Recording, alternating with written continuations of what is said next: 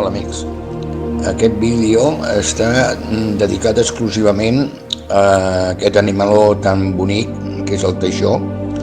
Aleshores, com que les càmeres han captat una imatge bastant bona del teixó, diguem-ne doncs que aquest vídeo és diferents passades per el corriol on ell ve i va, diguem-ne, que utilitza habitualment, doncs amb càmera lenta i més aproximació per tal de poder veure més detall de les potes, amb aquestes ungles tan enormes que té per excavar i tal, no?